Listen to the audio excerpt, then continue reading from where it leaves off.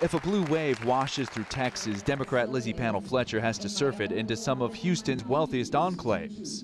We certainly have a lot of motivated Democrats in this district, but we also have a lot of people who are showing up in the Democratic primary who said they'd always voted Republican in the past, or they consider themselves independents. The congressional candidate and political novice is vying to beat the incumbent Republican in Texas's 7th district, a reliably Republican seat for more than 50 years.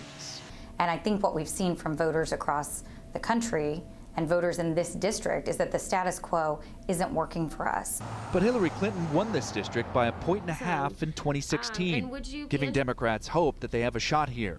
It doesn't allow me to, call myself a Republican in good faith. 7th District voter PRANAV JOSHI describes himself as a recovering Republican who will vote Democrat because of President Donald Trump.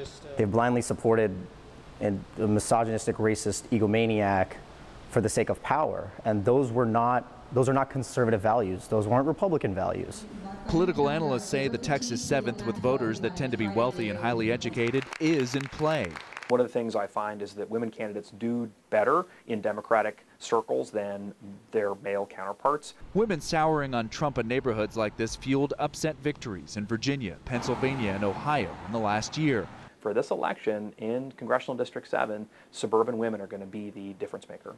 You were there for me. But the Republican representative John Culberson and his supporters say that won't apply in 2018. I did not vote for President Trump to be my pastor. Sure, he has said a few things here and there that are not perfect, and hey, so have I. Hillary Clinton won District 7 by default because enough Republicans skipped the straight party vote, they skipped the presidential vote, they came down to vote for me. Adding his accomplishments outweigh outrage against the president.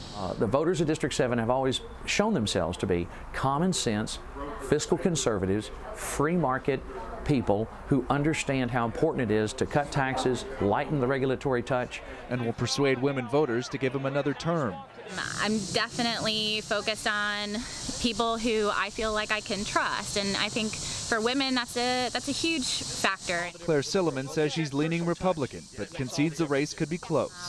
It could be a tough year for Republicans, for sure. In a district which the challenger says 55% of the voters are women.